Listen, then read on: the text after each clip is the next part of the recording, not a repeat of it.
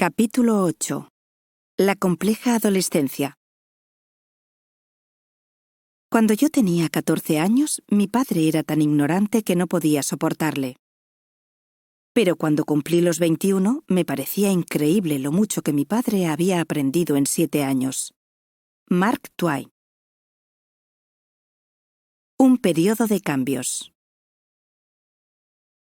La adolescencia es una etapa que está a caballo entre la niñez y la edad adulta. Comienza con la pubertad, aproximadamente a los 12 años en las niñas y a los 14 años en los niños. Se trata de un periodo de crecimiento en el que se producen importantes cambios físicos y psicológicos, personales y sociales. A nivel intelectual, en la adolescencia se desarrolla progresivamente la capacidad para entender y resolver problemas de cierta complejidad. Por una parte, esto es una consecuencia natural del crecimiento y la evolución, pero fundamentalmente es fruto del mayor número de experiencias de aprendizaje con las que cuenta el adolescente y de la estimulación y la educación que ha recibido durante su desarrollo. La aparición de problemas emocionales suele ser también característica de este periodo de la vida. Los cambios a nivel psicológico que experimenta el niño durante la pubertad son muy relevantes y se suceden con gran rapidez. Entre las manifestaciones que suelen ser características de esta etapa destacamos las siguientes. Los adolescentes necesitan sentirse socialmente independientes. Su nuevo referente es el grupo de amigos. Su familia pasa a un segundo plano. Se muestran más reservados y menos comunicativos con los padres. Tienden a poner en cuestión las normas familiares. Adoptan una actitud crítica respecto al orden social establecido. Muestran una actitud de rebeldía hacia la autoridad. Buscan un mayor grado de autonomía. Quieren elegir por ellos mismos y tomar sus propias decisiones.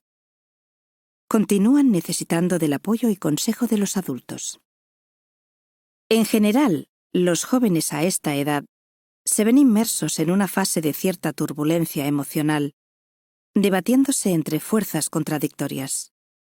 Se debaten entre el deseo de independencia y libertad y la obligada dependencia y necesario control y supervisión. Entre la búsqueda de novedad, cargada de incertidumbre, y la rutina de lo conocido. Ante la duda sobre quién es y el deseo de lo que quiere llegar a ser. Entre una acusada actitud de rebeldía y la obligación de cumplir ciertas normas. La adolescencia requiere especial comprensión, empatía, paciencia y aceptación por parte de los padres. Es un momento en el que es necesario ampliar el margen de libertad. Se produce un tira y afloja entre los padres y el hijo, en el que se puede caer en dos errores frecuentes. El primero consiste en pensar que todo es negociable, y el segundo es creer que, si no cedemos, podemos acabar perdiendo el afecto de nuestro hijo. Al adolescente le preocupa su imagen ante los demás. Puede vivir sometido a la presión del miedo al ridículo y al rechazo. Probablemente viva intensamente la necesidad de integración en su grupo. Va en busca de su individualidad, de su identidad y diferenciación. Los sentimientos de incomprensión y soledad pueden estar presentes, aun cuando se sienta arropado por su grupo de amigos. La comunicación con los adolescentes suele ser compleja. Requiere de un esfuerzo por parte de los padres para entender no solo lo que nos dicen, sino lo que nos están queriendo decir realmente. Con frecuencia sus mensajes van más allá de sus palabras. Les puede costar verbalizar sus propios sentimientos contradictorios. Ni ellos mismos encuentran a veces la forma de explicarlos adecuadamente. Desean contar sus cosas, pero también quieren hacer valer su privacidad y proteger su intimidad. Su forma de comunicarse puede ser confusa, a veces críptica. Es un reflejo de su propio mundo interior de cuestionamiento y cambio. Se comunican escuetamente con los adultos, a veces exclusivamente lo imprescindible, Su sensación es que estos no van a ser capaces de entenderle. Por el contrario, tienden a comunicarse extensamente con su grupo de amigos, en los que depositan mucha confianza y por los que sí se sienten comprendidos. Cuando las aguas del torbellino de la adolescencia vuelven a su cauce, muchas conductas del joven experimentan un giro importante. Hay que aceptarle, saber esperar con paciencia y comprensión, darle su tiempo. Poco a poco se va recuperando progresivamente la confianza y la complicidad con los padres. Indumentaria e imagen personal. Durante la adolescencia tienen lugar importantes cambios físicos que se producen en un corto periodo de tiempo. El cuerpo del niño se convierte en el de un joven. Los caracteres sexuales se acentúan. La voz sufre cambios. El aspecto físico se convierte en un tema de especial relevancia, lo que hace que para muchos jóvenes sea una etapa difícil.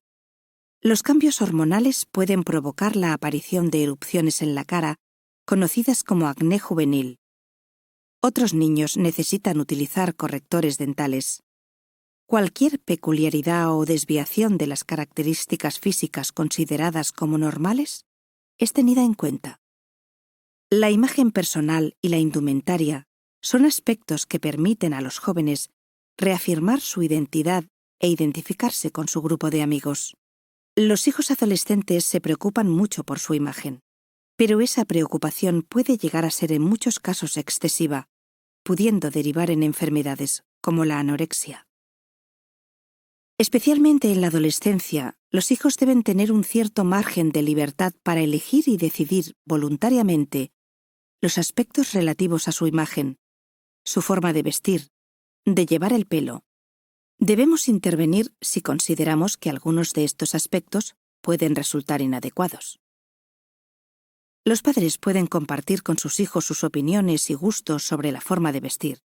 Pueden marcar algunos límites que sean razonables y aceptables, pero deben permitir que los hijos, especialmente los más mayores, hagan sus propias elecciones sobre la ropa con arreglo a sus gustos y preferencias. Deben intentar respetarlas, evitando las continuas muestras de disgusto y las críticas constantes hacia las mismas. Solo deberían intervenir en caso de que la ropa elegida resultase especialmente inapropiada para la ocasión. Los tatuajes y los piercings son objeto de agrias discusiones entre algunos padres y sus hijos adolescentes. Los jóvenes deben conocer los posibles riesgos que conllevan, así como el carácter permanente de aquellos tatuajes que quedan grabados de forma indeleble en la piel. Los amigos. Para nuestro hijo, sus amigos no solo son importantes, son necesarios. Las relaciones de amistad ayudan a conformar la personalidad y a desarrollar las habilidades sociales, por lo que debemos potenciarlas. Podemos crear oportunidades para que se establezcan, desarrollen y mantengan esas relaciones. En el colegio surgen a menudo de un modo natural, fruto del contacto diario y frecuente. Pero también se hacen amigos en el parque, entre la vecindad, en el barrio, en los lugares de vacaciones. Acceder y animar para que los amigos de nuestros hijos vengan a casa nos permite conocerlos, pero no conviene olvidar que debemos saber respetar esas relaciones de amistad. En ocasiones tendremos que reservar para nosotros nuestras opiniones acerca de ellos. Debemos, por ejemplo, evitar entrometernos o buscar complicidades artificiales con sus amigos que puedan perjudicar su relación con ellos. Podemos mantener algún tipo de contacto o comunicación con los padres de sus amigos del colegio, por ejemplo. Una alternativa que puede ser interesante y enriquecedora consiste en potenciar y buscar oportunidades para la relación entre las respectivas familias a través de visitas, salidas en grupo, excursiones. También puede convertirse para los padres en una circunstancia que les permita ampliar su círculo de amistades.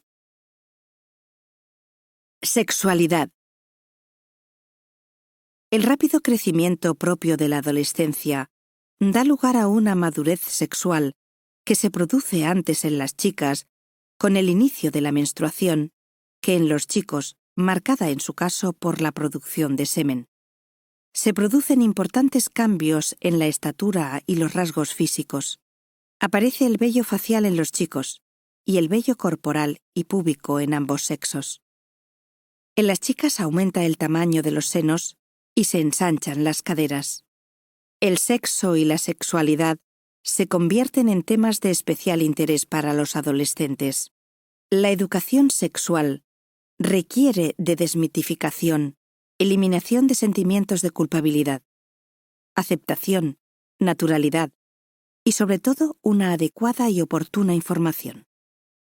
La comunicación entre padres e hijos acerca del tema de la sexualidad puede verse dificultada por las inhibiciones de los padres y por el diferente enfoque del tema que surge del propio cambio generacional.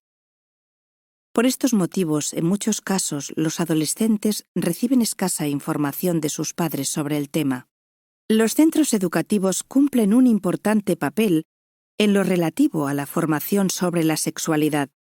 Los temas que se pueden abordar incluyen los órganos sexuales del hombre y la mujer y su función, la reproducción humana y su proceso, las enfermedades de transmisión sexual, los métodos anticonceptivos, las relaciones de pareja y la ética de las relaciones sexuales, la paternidad.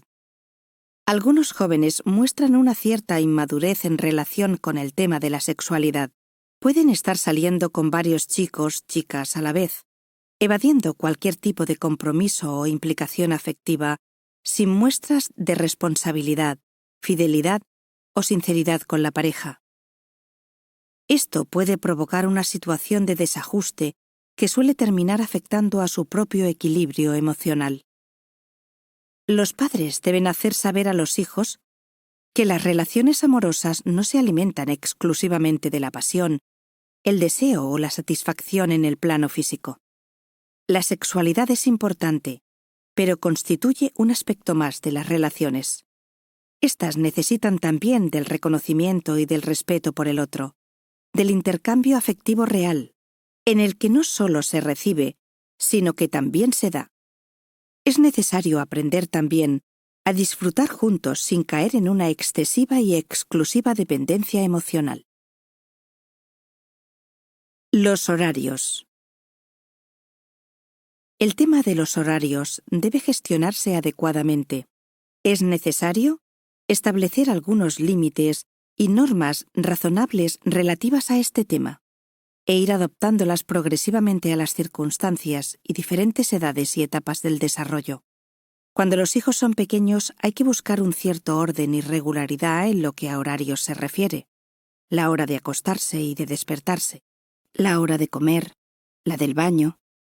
La estructuración de las actividades y la organización de las rutinas permiten que la vida se convierta para ellos en algo predecible. La guardería y posteriormente el colegio marcan unos horarios a los que tendremos que ajustarnos. Es aconsejable establecer los tiempos asignados a los deberes escolares y al estudio, así como el tiempo dedicado al ocio. Más adelante, cuando empiezan a salir con sus amigos, es conveniente establecer con claridad los límites en la hora de llegada a casa y hacerlos respetar. Podemos pactar y fijar ese horario con nuestro hijo teniendo en cuenta su situación particular, su edad, su madurez y responsabilidad, los amigos con los que va a estar, el lugar al que va y la actividad que piensa realizar. Lo razonable es ir restando progresivamente la hora de llegar a casa. Para establecerla no parece lógico tener como único criterio la hora de llegada de los demás amigos y compañeros, aunque obviamente debe ser tenida en cuenta.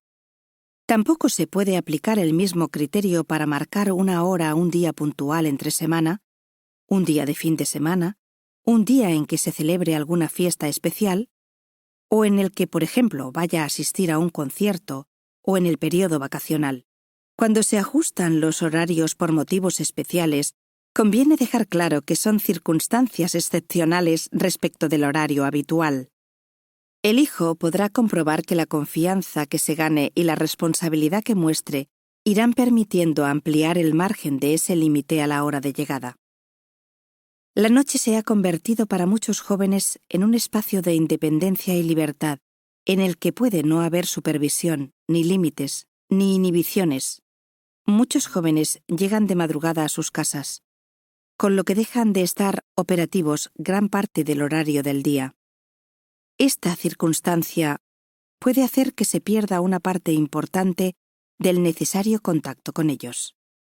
En ocasiones se les permiten estos horarios para posibilitar su integración en un grupo, en el que él sería la excepción, regresando a casa antes que el resto. En este sentido se ha generalizado una permisividad que en muchos casos ha pasado a ser excesiva y que expone a muchos jóvenes a una cierta desorganización en sus vidas y a riesgos innecesarios. Gustos musicales. El tipo de música que escuchan algunos jóvenes espanta a sus padres, y no sin razón. Por su sonido repetitivo y machacón, sus letras transgresoras, su apología de la violencia como recurso, su enaltecimiento, incitación y banalización del consumo de drogas. La música actúa como vínculo de unión entre los jóvenes. Puede ser motivo de preocupación si el joven transfiere esos mensajes a su conducta y actitudes, lo que ocurre a menudo cuando no ha recibido previamente criterios para discriminar ni valores para contrarrestar esos mensajes. Pero ¿cómo puede gustarte ese ruido que estás escuchando? Cada nueva generación ha creado y disfrutado de estilos musicales que eran vistos con recelo por sus padres. Lo adecuado es mostrar respeto por sus gustos musicales.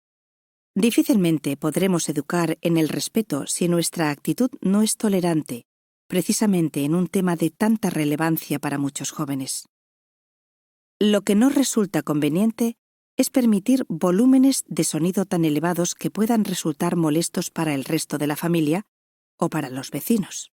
Encontramos una posible alternativa en el uso puntual de auriculares, sin abusar tampoco del volumen, ni propiciar el aislamiento del joven, persistentemente encerrado en su propio mundo. Juegos de rol. Los juegos de rol ocupan un lugar destacado entre las aficiones de muchos jóvenes. Se suele tener un concepto equivocado acerca de los mismos desde que saltaron a los medios de comunicación vinculados a conductas violentas. Este tipo de juegos desarrollan la creatividad y la imaginación de los jóvenes, que asumen y recrean diversos papeles que les permiten proyectar aspectos de su mundo interior.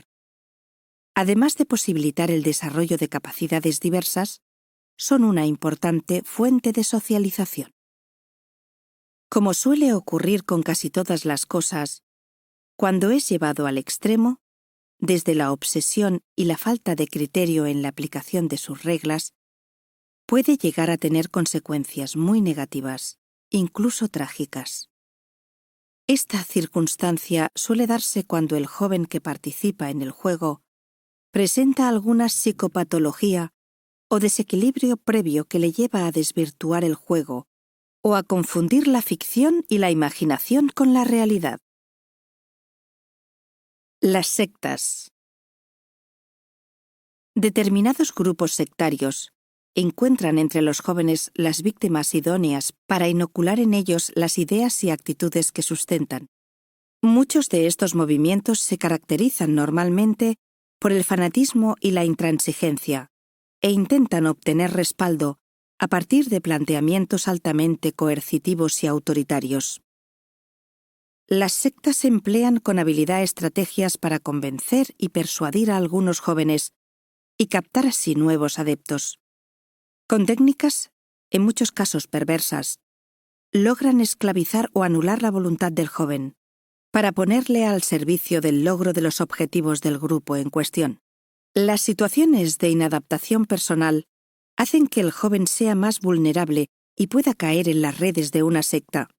La fragilidad de algunos jóvenes que aún están conformando su personalidad les hace especialmente vulnerables. Pueden quedar psicológicamente atrapados en estos grupos que les captan para sus propios fines. El joven acaba actuando de forma muy diferente a como hubiera hecho si no tuviese contaminado previamente su propio criterio. Casi sin tener conciencia de ello, su voluntad queda anulada y se encuentra privado de su capacidad para decidir con libertad. En el trasfondo de esas situaciones encontramos habitualmente que algunas necesidades psicológicas y emocionales del joven no están cubiertas. La secta se beneficia de esta circunstancia intentando dar respuesta a esas necesidades básicas. Estos grupos se aprovechan del deseo que tiene el joven de inclusión, de identificación, de su necesidad de reconocimiento y estructuración, y por extraño que pueda parecer, de sometimiento a una determinada disciplina. Esto es especialmente significativo y revelador desde el punto de vista educativo. Si se analiza el perfil del joven que puede ser víctima de una secta, observamos que a menudo se trata de jóvenes inseguros, que encuentran dificultades para relacionarse con un fuerte deseo no satisfecho de pertenencia, pero que a la vez les proporcione la sensación de libertad e independencia. El interés y la atención de los padres por las amistades y relaciones que establecen sus hijos pueden ayudarles a detectar a tiempo estas situaciones y a reaccionar adecuadamente ante ellas. Drogas. El consumo de drogas y el abuso de la ingesta de alcohol se han incrementado de forma alarmante entre los jóvenes. En algunos casos se ha convertido casi en un requisito de admisión por parte del grupo, en una condición para la integración, una forma de liberarse y evadirse de los problemas.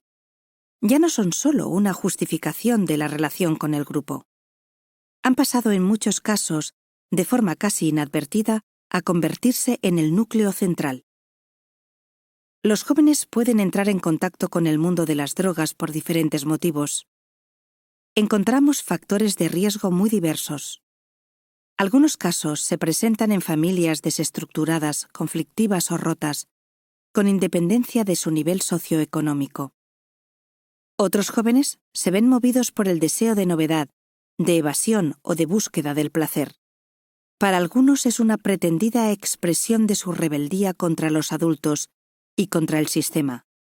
Sus deseos de libertad se ven pronto frustrados al encontrarse sometidos a la dependencia de estas sustancias. La influencia del contexto y del grupo es un factor decisivo en muchos casos. El joven considera erróneamente que la droga puede dar respuesta a su necesidad de pertenencia e inclusión, aunque finalmente encuentra que se trata de un fin en sí mismo. Se puede pasar además, con relativa facilidad, del consumo de unas sustancias adictivas a otras drogas: tabaco, alcohol, pastillas, cocaína, heroína, etc. Hay dos circunstancias que con cierta frecuencia están presentes en el contexto familiar de algunos jóvenes que caen en el consumo de drogas. Por un lado, la ausencia de un modelo o referente adecuado con el que identificarse. Normalmente suele ser la figura del padre, físicamente ausente, o cuya presencia resulta irrelevante o contraproducente. Por otro lado, la posible influencia de una madre emocionalmente inestable con tendencia a la sobreprotección.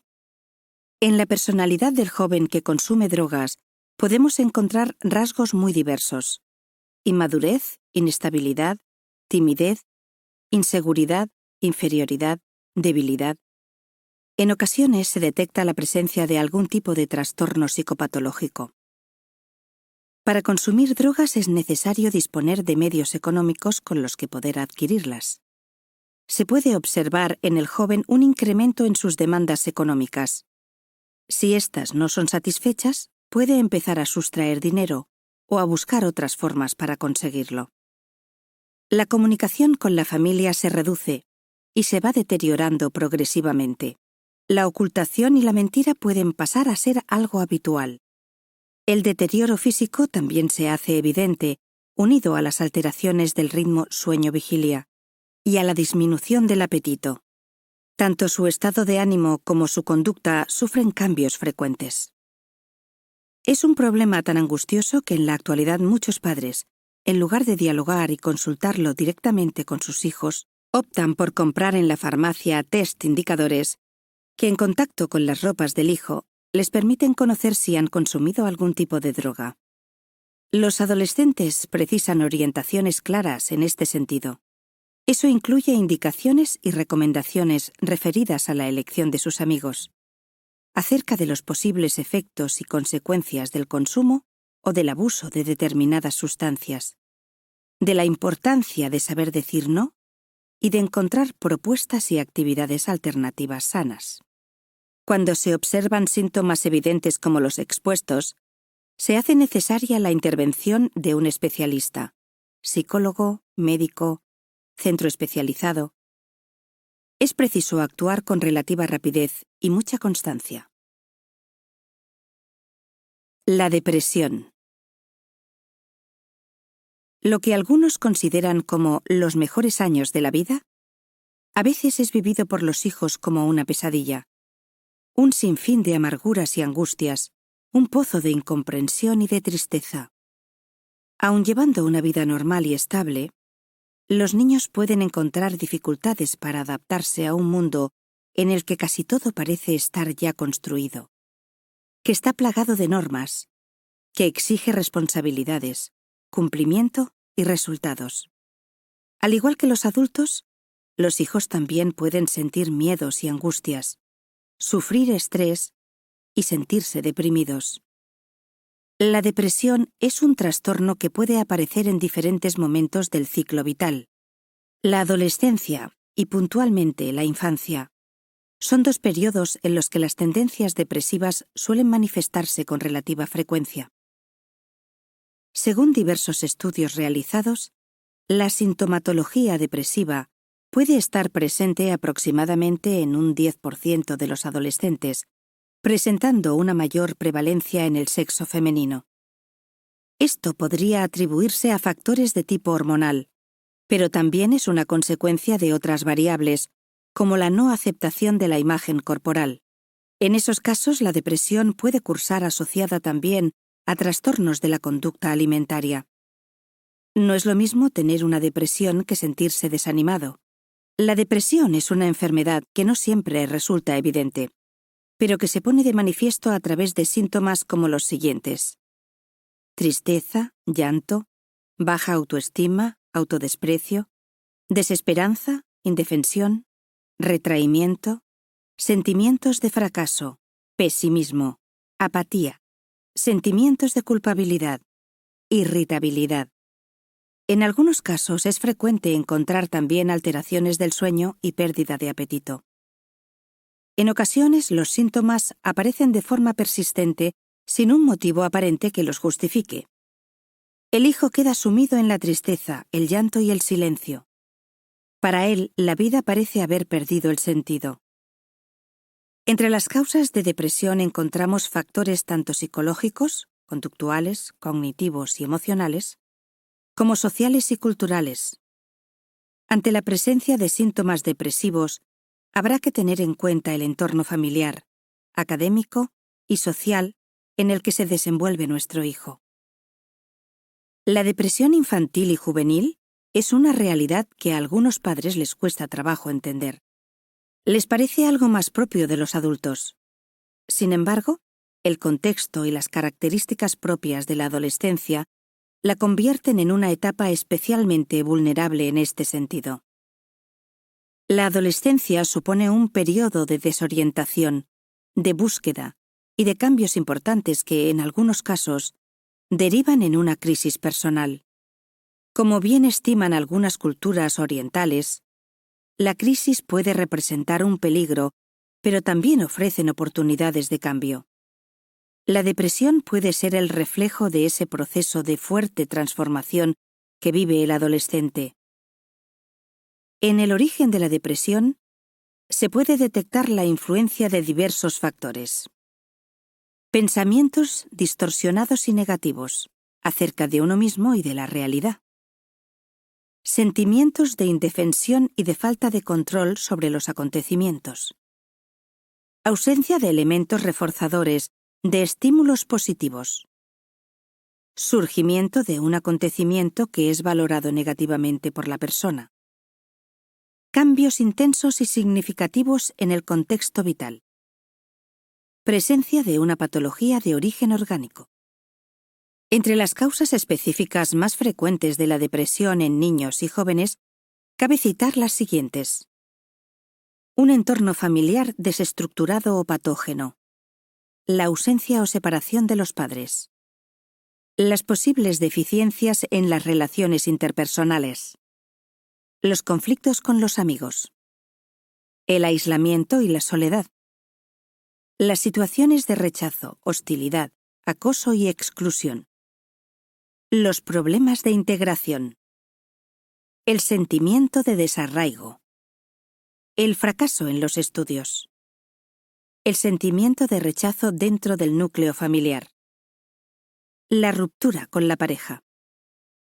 Los antecedentes de depresión en la familia. La incidencia de posibles factores orgánicos. La presencia de otros posibles trastornos psicológicos. El fallecimiento de un familiar o de algún ser querido. La insatisfacción con las propias características físicas. El consumo de alcohol y sustancias estupefacientes. Los abusos y malos tratos. Los adolescentes pueden acusar el efecto de un ambiente escolar y familiar desestabilizador, demasiado rígido y exigente, y en ocasiones incluso violento. Los problemas o dificultades en las relaciones sociales, la falta de afecto y de comunicación, la crisis de valores o la autoimagen negativa, cuando físicamente no se corresponde al canon de belleza socialmente imperante, están en la base de muchos trastornos depresivos en estas edades. Prevenir y actuar ante la depresión. Algunos padres se quedan bloqueados en la búsqueda de las causas y los motivos, sin llegar a adoptar las medidas necesarias. Los pilares que hemos propuesto para la educación de los hijos actúan como auténticas vacunas contra la depresión. El hecho de sentirse querido y poder dar y recibir afecto. El clima de estabilidad, respeto y aceptación. La comunicación fluida y positiva. La autoridad responsable y la coherencia educativa. Las vacunas psicológicas están al alcance de la mayoría de las personas. Hay 3 potentes antídotos contra la depresión. Actividad. Amistad. Autoestima.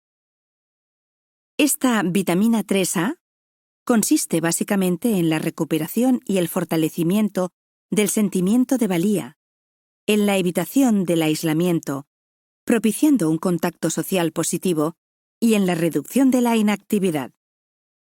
Se trata de intervenir sobre 3 factores críticos que, al igual que ocurre con los adultos, a menudo provocan que el joven termine por deformar la realidad, sesgándola en negativo, sin salir de su propio mundo interior y quedando anclado en sus sentimientos de tristeza. El afecto y la comprensión de la familia, así como una reorientación más positiva del pensamiento, pueden actuar como poderosos facilitadores que ayudan a salir de la depresión. El adolescente pasa así de su sentimiento profundo de soledad e incomprensión a sentirse acompañado, comprendido y apoyado.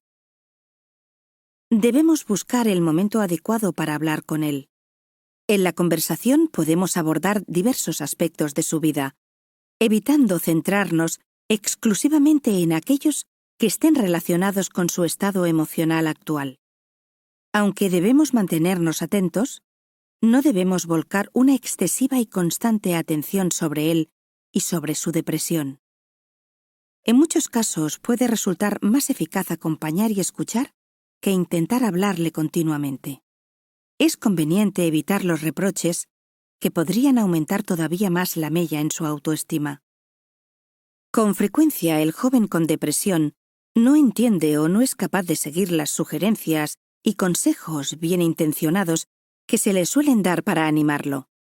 Cuando escucha expresiones del tipo «anímate, debes poner de tu parte», puede pensar que eso precisamente es lo que intenta una y otra vez sin llegar a conseguirlo y sin encontrar la salida a su estado de profundo sufrimiento. Puede que tampoco se sienta reconfortado cuando se le comentan los aspectos más positivos que tiene en su vida. Pero mira todo lo que tienes. En el estado en que se encuentra, probablemente no se sienta capaz de valorarlo. Puede llegar a parecerle incluso un reproche. Para él no es esa la cuestión. El hijo adolescente con depresión no alcanza a comprender cómo ha podido él llegar a estar así, mientras que los demás siguen aparentemente tan tranquilos o tan felices. Al hecho de no poder reaccionar de forma positiva ante las demandas de los demás, suele añadirse el sentimiento de culpa, que se deriva precisamente de esa misma circunstancia. Se halla ante una situación que parece escapar a su propia voluntad. Se encuentra impotente al no poder sentir o responder de otra forma. Vive con el convencimiento de que su caso debe ser único, de que nadie puede llegar a entender cómo se siente.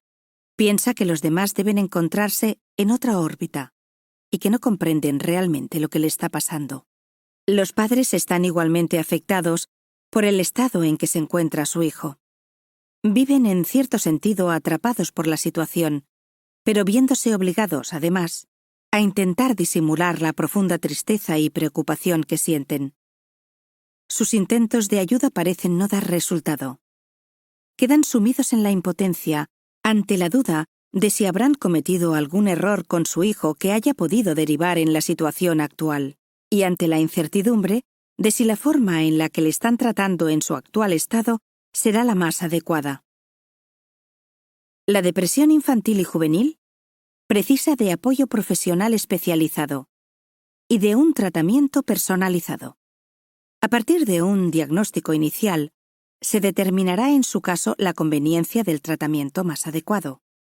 La propuesta de intervención clínica contempla la psicoterapia, tanto individual como con la participación de la familia.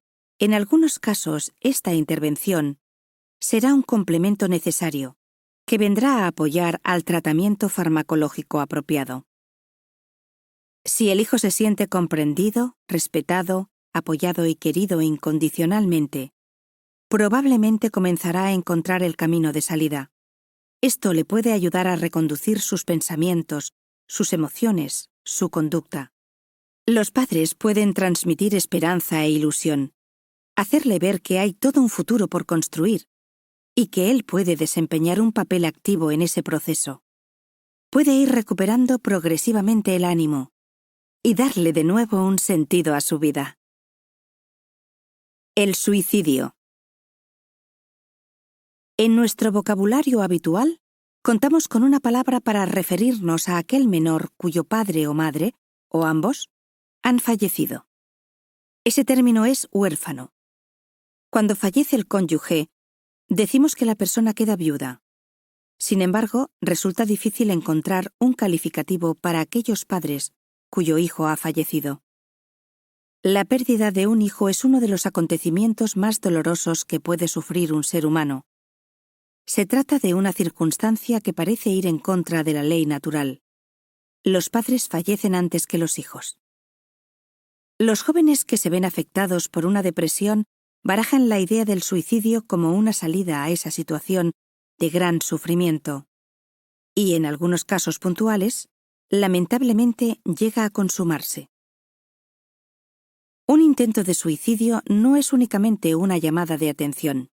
Es un grito de ayuda que no se puede desatender. La manifestación de amenazas en este sentido no debe pasarse por alto, restándole importancia. Cuando un hijo ha tenido una tentativa de suicidio, con frecuencia los padres sufren un fuerte impacto que les deja sumidos en el desconcierto, en la culpabilidad, en la incertidumbre sobre el futuro. A veces quedan sometidos a un fuerte chantaje emocional, atrapados por el miedo, intentando mostrar una nueva permisividad y afecto por el hijo. Les queda, tanto a ellos como al hijo, la duda de si lo hacen de un modo natural o como consecuencia de la presión psicológica que han experimentado. El suicidio es un acto de autodestrucción, de escape de una vida que no se desea vivir. Es un camino equivocado que algunos jóvenes confunden con la salida a su situación. Unos se dan cuenta de su error a tiempo, otros persisten en sus tentativas y, desgraciadamente, Algunos acaban terminando de forma trágica. Hay medidas que resultan adecuadas de cara a la prevención del suicidio. Ofrecer al hijo un entorno de estabilidad y seguridad. Transmitirle afecto y potenciar su equilibrio emocional. Propiciar situaciones en las que consiga logros y éxitos. Fortalecer su autoestima. Incrementar su capacidad de resistencia a la frustración. Desarrollar sus habilidades sociales. Enseñarle estrategias de solución de problemas. Educarle en un pensamiento más positivo. Estar alerta ante indicadores que apunten a una posible depresión. Detectar posibles cambios en su conducta y en su estado de ánimo. Consultarlo y ponerlo en conocimiento del especialista. Un caso para la reflexión. Conocí a Daniel en los cursos de verano de la universidad. Yo impartía un curso titulado Hablar en público. Al hacer las intervenciones iniciales, cada alumno tenía que realizar una presentación personal, plantear alguna reflexión sobre la oratoria y comentar sus objetivos en el curso. Cuando Dani se presentó, hubo un silencio especial en el aula. Por su forma de expresarse, podía advertirse su circunstancia especial. Presentaba una disfemia. La disfemia o tartamudez es una alteración del lenguaje en la que se producen algunas repeticiones rápidas y vacilaciones involuntarias al hablar. Su aparición se puede considerar normal en los primeros años, durante el aprendizaje del habla, pero posteriormente constituye una disfunción. Aunque su etiología es incierta, puede tener que ver especialmente con situaciones de estrés. Algunos especialistas atribuyen la disfemia principalmente a causas psicológicas, mientras otros ponen el acento en un origen orgánico. En cualquier caso, su aparición desencadena generalmente problemas psicológicos.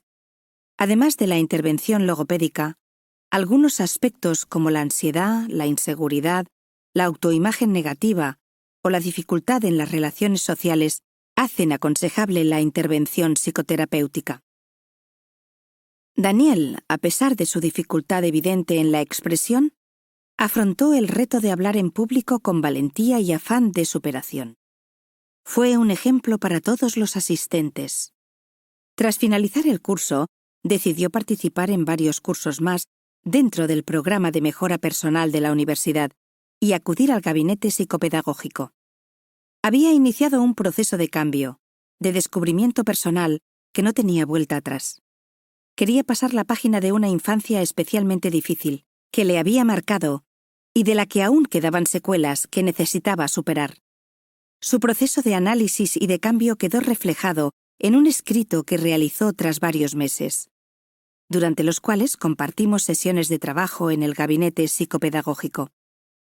Se mostró complacido de que su experiencia pudiera servir de ejemplo para destacar la importancia de la educación y de las relaciones familiares en la evolución del desarrollo psicológico y el equilibrio personal y emocional. Este fue su análisis. Daniel, un retrato personal. Me llamo Daniel. Nací en el mes de agosto, a finales de la década de los 70. Soy el segundo hijo de una pareja peculiar, que se lleva entre ellos 22 años de edad de diferencia. El trato recibido por parte de mi familia fue desde el principio muy correcto y bueno, pero la educación a nivel emocional fue un caos. A mi madre tengo que darle las gracias por lo que soy. A ella le debo el espíritu de lucha, creatividad y curiosidad, y afán de entrega por las causas en las que creo. A mi padre le debo mi desorden afectivo y emocional, mi capacidad de reflexión, cultivada desde pequeño para intentar comprenderle, una excesiva implicación emocional, falta de asertividad y problemas para defender mi yo. Tengo en mi cabeza el concepto de familia como sinónimo de angustia y de ansiedad.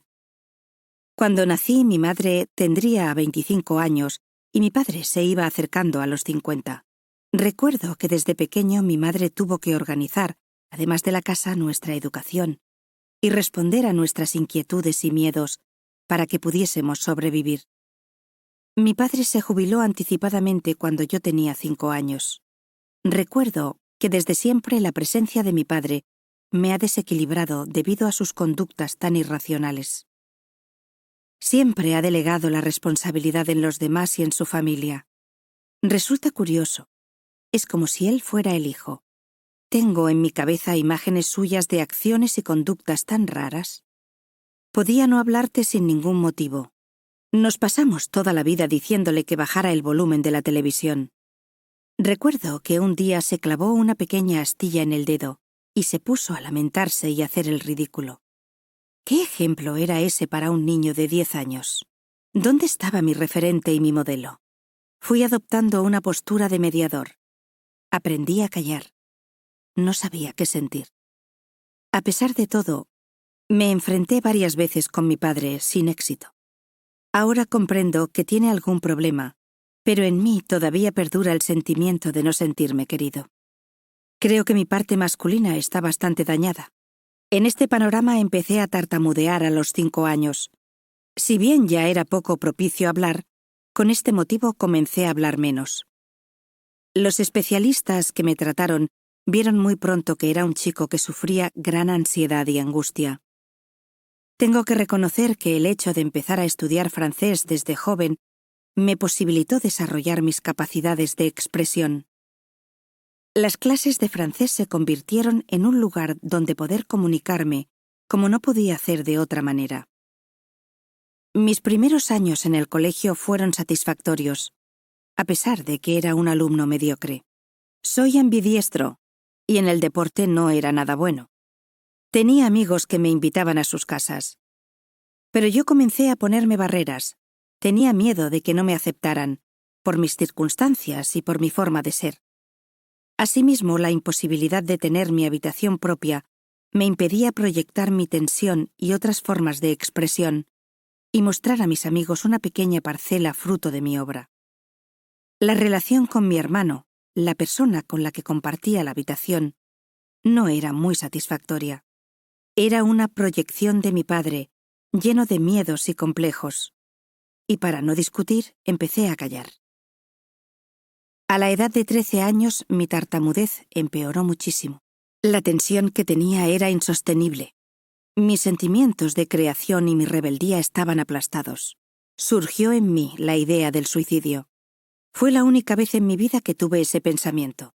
Tenía tantos sentimientos en mí, pero en realidad no sabía qué sentir. Me fui convirtiendo en el peor alumno de la clase, sin amigos, a pesar de que eran muy buenos conmigo. Estaba muerto en mi parte psicológica y afectiva.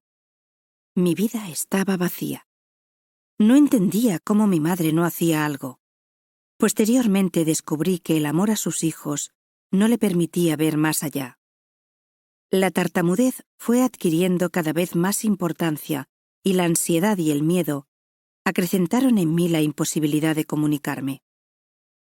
A los 16 años me orienté hacia las letras. El estudio de la filosofía, la literatura y otras materias me abrió las puertas a grandes cosas, a un conocimiento sobre el ser humano que no había tenido antes. Me convertí en un buen alumno y eso me dio una gran confianza. Y mi vida empezó a tener sentido. Conocí a una chica y a un buen amigo. A pesar de esto, al cabo de 2 años, la relación con los dos se rompió, por miedo a abrir mi corazón y a que me pudieran rechazar. Cuando llegaron los 18 años, la vida con la familia prosiguió de la misma manera. Me llenaba de tensión y angustia, pero los viajes que planificaba mi madre me encantaban. Conocí de pequeño casi toda España y una parte de Europa, pero no me sentía feliz, ya que el núcleo familiar tiene que aportar confianza y no lo hacía. Comencé a estudiar la licenciatura en Humanidades. Aprendí grandes cosas sobre el pensamiento humano. El aprendizaje fue para mí un gran regalo.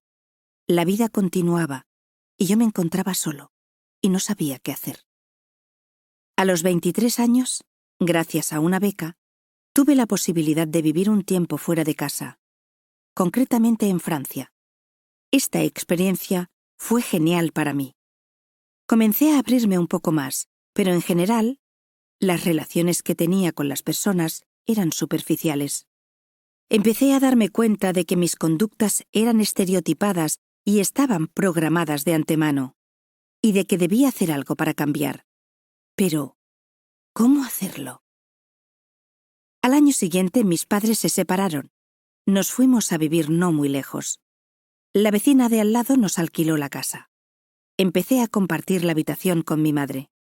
De nuevo, mis sentimientos de independencia y rebeldía se machacaban aún más. No tenía pilares sobre los que desarrollarme. Ese mismo año, empecé los estudios de biblioteconomía y documentación. La dinámica de estudio de la universidad y el plan de estudios me agobiaron mucho. El estudio, que había sido mi válvula de escape, dejaba de serlo. Mi vida social y emocional estaba estancada, ligada a mi actitud pasiva ante los demás. No hablaba, no sabía expresarme. Tenía miedo de que los demás supieran la verdad sobre mí.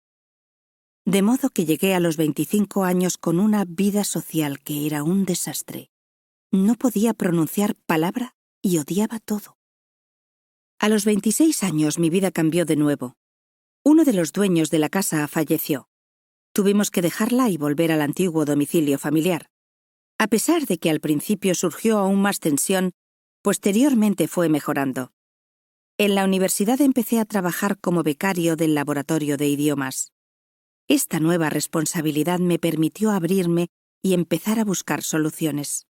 Encontré una fuente de inspiración en los cursos de desarrollo personal que realicé en la universidad y en el servicio de orientación psicopedagógica.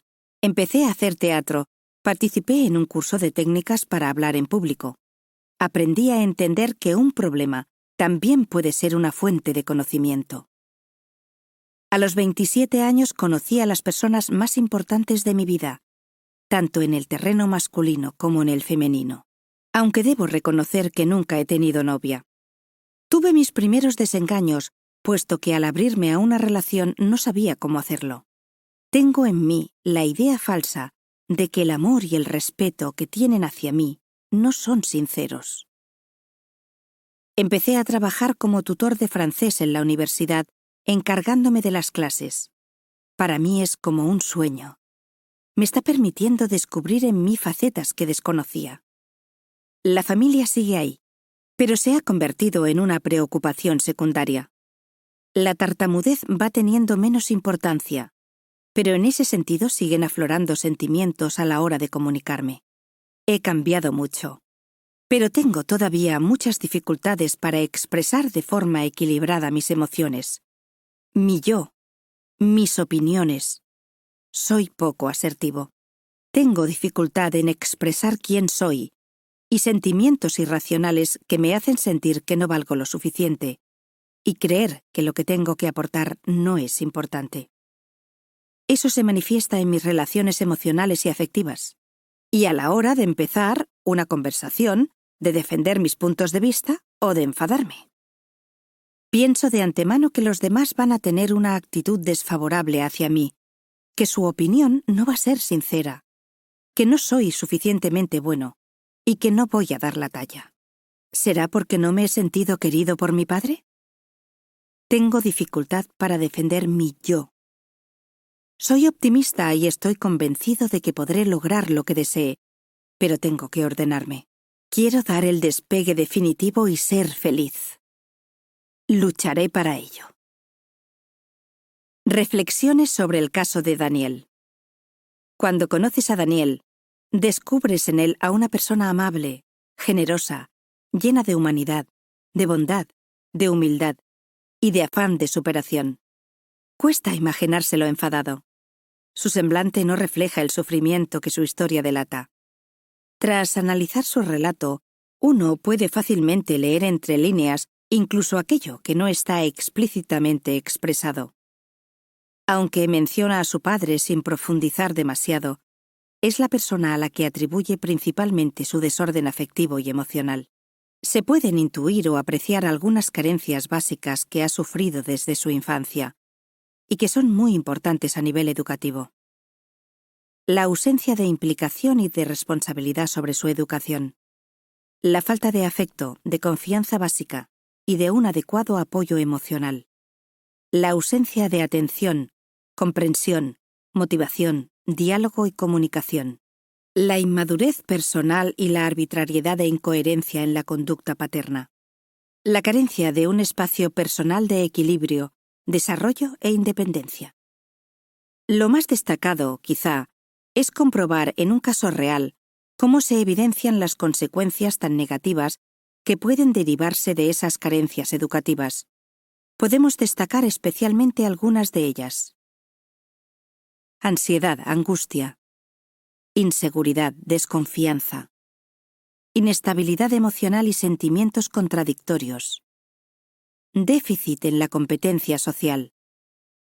Autoconcepto negativo, autodesprecio y falta de autoestima. Depresión, ideación de suicidio. Retraso en la madurez. Falta de autocontrol. Retraimiento, introversión. Dificultades en la expresión y en la comunicación. Para concluir, es importante destacar el aspecto más positivo de este caso.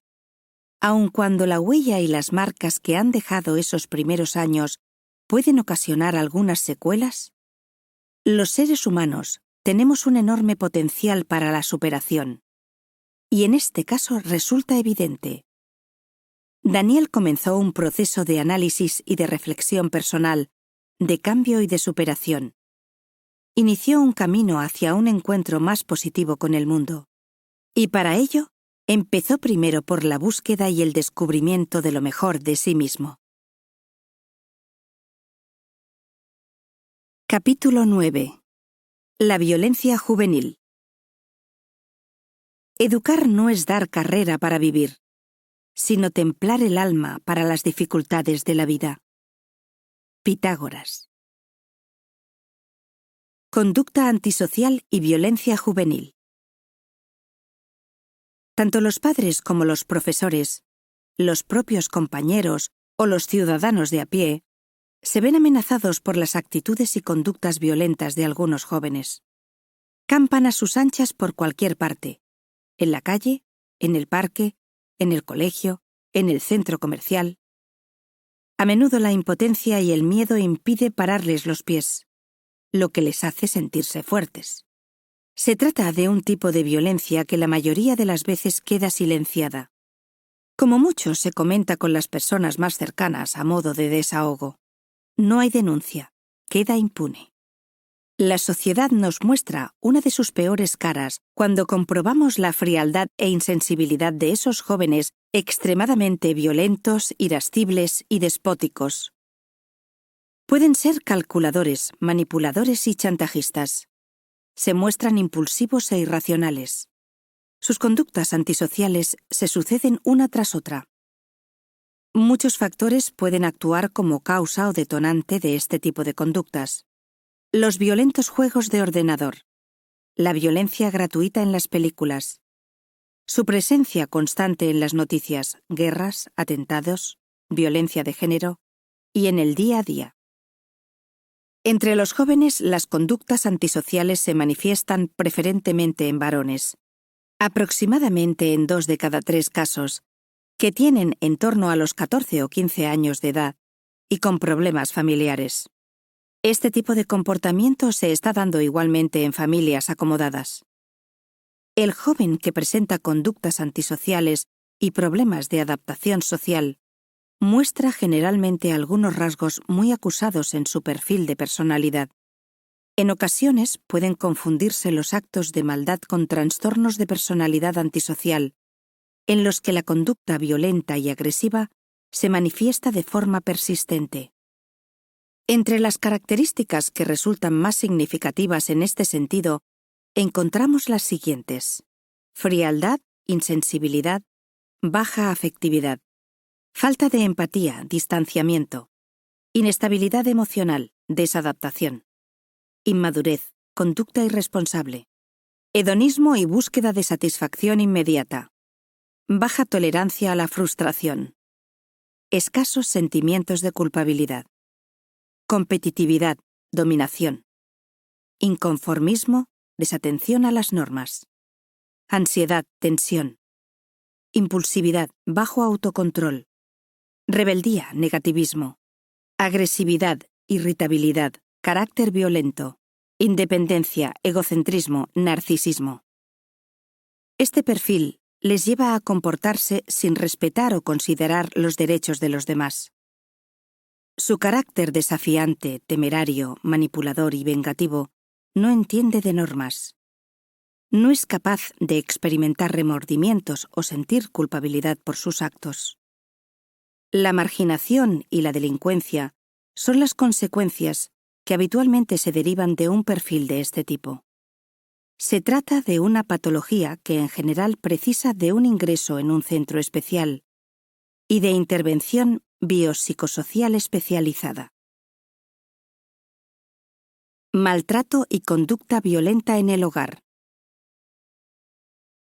Podrían engendrarse hijos educados si lo estuvieran los padres. Johann Wolfgang von Goethe. El maltrato infantil es una triste realidad. Con una alta probabilidad, el adulto que agrede al menor padece serios problemas psicológicos y personales. Pueden aparecer vinculados generalmente al consumo de alcohol o drogas, o frustraciones personales, situaciones de desempleo, dificultades económicas o crisis de pareja. A menudo hay antecedentes de violencia vivida en la propia infancia. Un hijo que sufre la agresión física de sus padres, o que vive la violencia entre ellos o los malos tratos de uno hacia el otro, irá creciendo en un ambiente nocivo que tendrá consecuencias muy negativas en la construcción de su propia personalidad. El maltrato adopta muchas formas. Puede ir desde la desatención en los cuidados básicos hasta las graves agresiones físicas, pasando por los abusos sexuales. No debemos olvidar que la violencia psicológica está igualmente presente y que es otra forma de agresión que en muchos casos deriva también en violencia física. Las caras de la agresión emocional y moral y del maltrato psicológico son múltiples. El rechazo abierto, la crueldad, la privación de cariño y afecto, de reconocimiento y de atención, son formas de maltrato psicológico. Los comportamientos incoherentes, inestables, volubles e imprevisibles también forman parte de ese repertorio. No dejan huellas físicas tan evidentes como la de un moratón, pero pueden provocar daño psicológico y heridas emocionales difíciles de reparar. La conducta del maltrato psicológico puede caracterizarse por ser amenazante, violenta, cruel, despiadada, estricta, sobreexigente, posesiva, dominante, fría, indiferente, rechazante, despreciativa, rígida, severa, frustrante, desvalorizadora, irresponsable, temeraria, incoherente, desequilibrada. Son conductas que en sus manifestaciones más duras revelan claramente que nos encontramos ante un comportamiento con el niño que puede calificarse claramente como inhumano. La conducta violenta de los padres sirve a sus hijos como modelo a imitar. Con frecuencia los malos tratos sufridos en el hogar convierten al niño a su vez en un maltratador en el colegio o con otros niños. La violencia se aprende y engendra más violencia.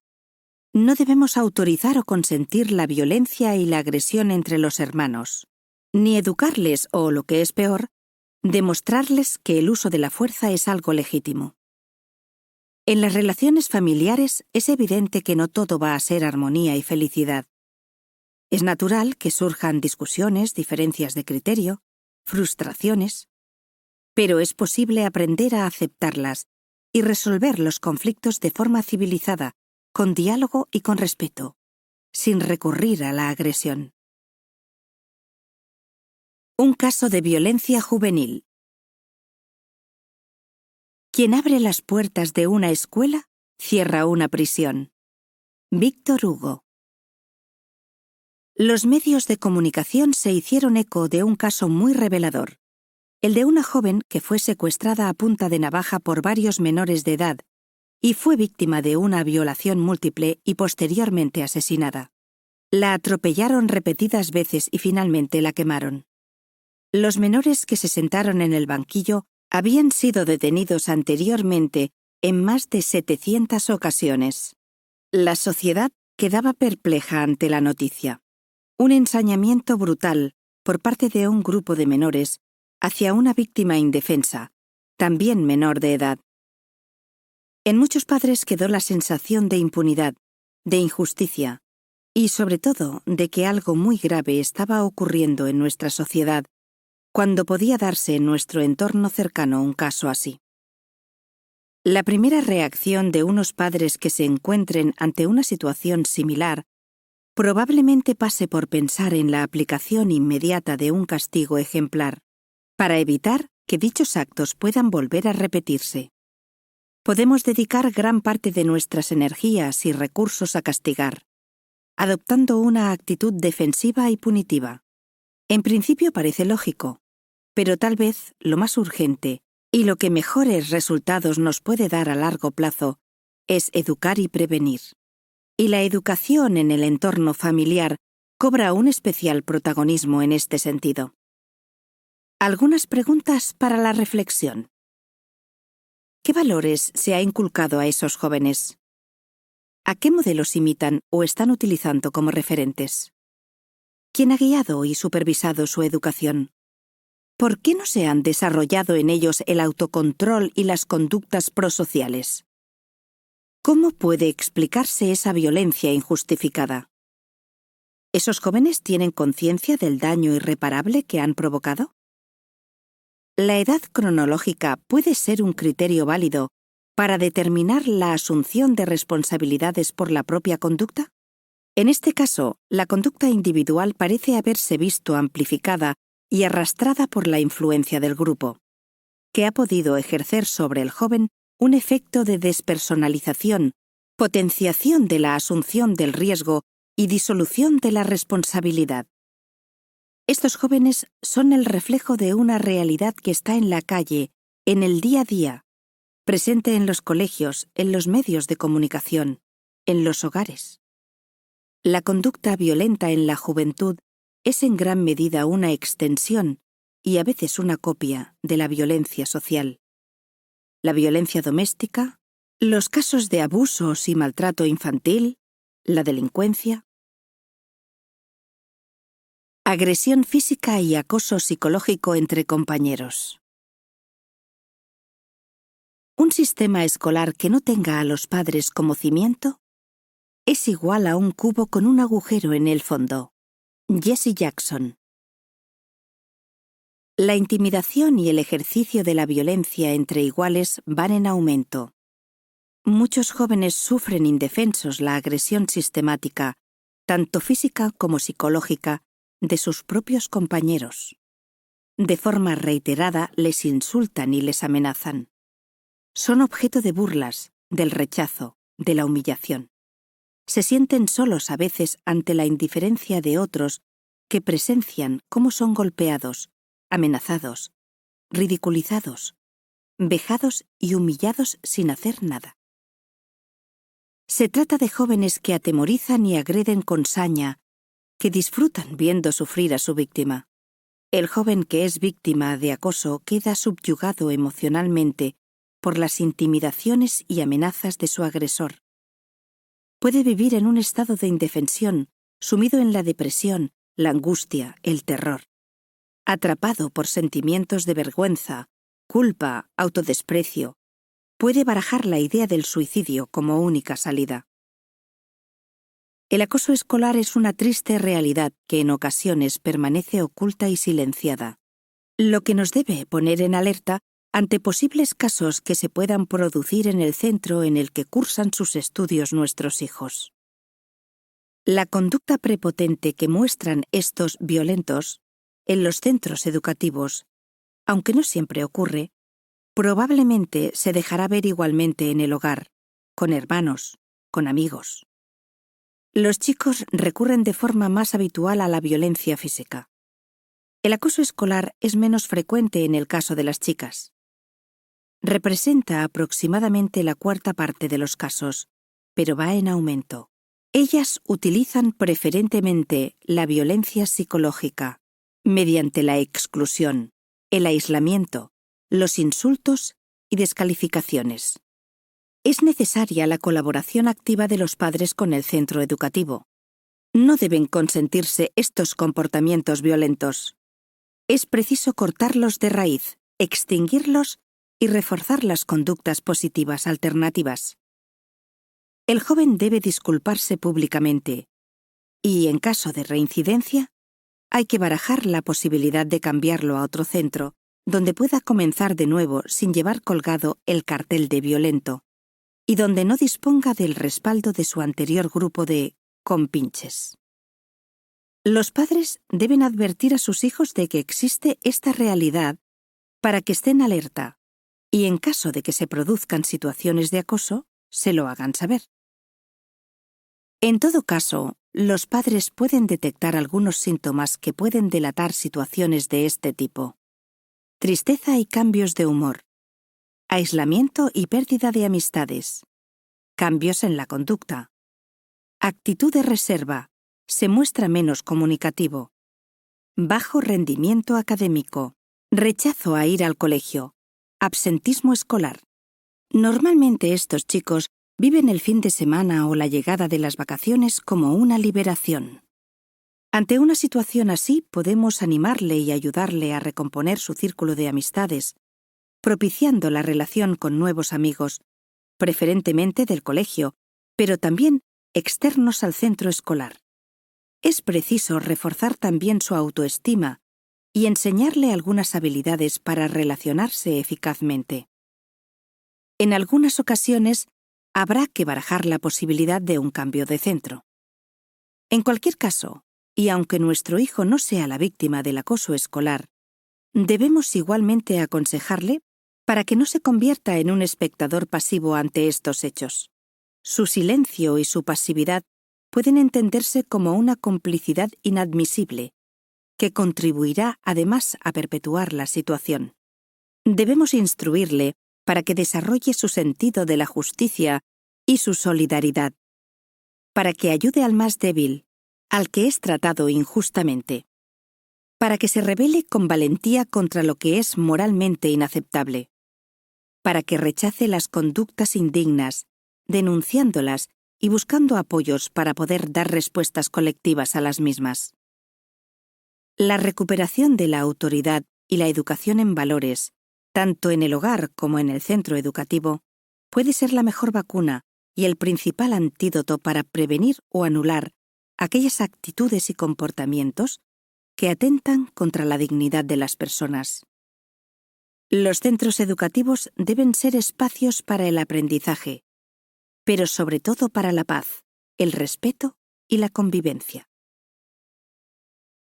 La autoridad del docente. De mi madre he recibido la vida, pero de mi maestro he aprendido a vivir. Alejandro Magno. Un niño que no ha sido educado correctamente en su casa probablemente será un alumno con problemas en el colegio. Lo que un niño vive y aprende en su hogar adquiere tal peso que con frecuencia resulta difícil de modificar o corregir después en un centro educativo. Sus profesores y sus compañeros de clase serán los primeros en acusar ese déficit educativo. Si los padres que se posicionan en contra de los profesores terminan por mermar la autoridad del docente, es una autoridad que, paradójicamente, luego les demandan. No tiene sentido que deleguen en ellos la formación de sus hijos y les exijan responsabilidad, pero a la primera de cambio, los desautoricen y critiquen delante de sus hijos. La docencia es una profesión que requiere dedicación y vocación. Hay excelentes profesionales de la educación que se esfuerzan día a día para dar lo mejor de sí mismos, que trabajan continuamente para diseñar nuevos recursos pedagógicos más eficaces, que se enfrentan dentro del aula a situaciones verdaderamente complejas. Los padres no tienen que compartir el criterio educativo de todos los profesores, pero sí tener en cuenta que estos merecen su consideración y necesitan de su apoyo incondicional para poder realizar adecuadamente su labor. El Sindicato de Profesores, AMPE, ha realizado diversos estudios en centros educativos que evidencian la presencia de indisciplina y violencia en los mismos. Los docentes sufren agresiones verbales, psicológicas y físicas. Los insultos y las amenazas de daños físicos por parte de los alumnos problemáticos son una realidad. Los profesores acusan desmotivación y problemas psicológicos derivados de los elevados niveles de estrés a los que están sometidos en el aula, presionados por la complejidad de su trabajo, por los propios alumnos, por los padres de estos. Se establecen como principales causas externas la actitud familiar, la crisis de valores y los medios de comunicación. Sin embargo, la opinión de los jóvenes resulta muy significativa. Mayoritariamente lo atribuyen a los alumnos conflictivos. Algo más de la mitad lo achaca a la falta de respeto a la autoridad del docente, y casi la mitad considera que la causa puede encontrarse en la excesiva permisividad de las familias. Resulta sorprendente. Son los propios jóvenes los que parecen estar reclamando más disciplina y autoridad por parte de sus padres. Las investigaciones realizadas por INJUVE, el Instituto de la Juventud, son coincidentes en estos resultados. Según sus estudios, aproximadamente la mitad de los jóvenes considera que sus padres son poco estrictos. Padres permisivos y consentidores con sus hijos, que probablemente han perdido su autoridad en el hogar, pero que en algunos casos, sin embargo, se sienten legitimados para desautorizar a los profesores. Y lo hacen dando a sus hijos la razón por principio, amparando algunas conductas injustificables e inaceptables, actuando como si fuesen sus abogados. Salen en defensa de sus inocentes retoños, aunque en muchos casos, y por diversos motivos, desconocen la verdadera realidad de sus hijos en la escuela. Pero se muestran dispuestos a defenderles a capa y espada ante quien sea. Si a la falta de autoridad de los padres le añadimos la desautorización del docente, no es de extrañar que las cosas no vayan como deberían. Los jóvenes saben aprovecharse bien de esos vacíos. Capítulo 10. Los hábitos de estudio. Los objetivos básicos de la educación deben ser aprender a aprender, aprender a resolver y aprender a ser. UNESCO. Un enfoque positivo del aprendizaje. Para muchos niños, el estudio se asocia casi automáticamente a cuestiones como exámenes, deberes, horas y horas de estudio, madrugones, recuperaciones de septiembre, castigos. Las connotaciones negativas han restado gran parte del valor positivo inherente al aprendizaje. En determinados casos, el propio lenguaje y discurso de los padres no han contribuido a mejorar esta situación. Es que no te esfuerzas lo suficiente. ¿Cuándo piensas ponerte a estudiar? No tienes fuerza de voluntad. ¿Has hecho ya los deberes? Si sigues así vas a suspender. Te acabas de cargar el verano. Las actitudes, preocupaciones, expectativas y exigencias de los padres referidas a los estudios de sus hijos se trasladan a estos e influyen sobre ellos con relativa facilidad y de forma decisiva. Los padres atribuyen un determinado valor e importancia a los estudios.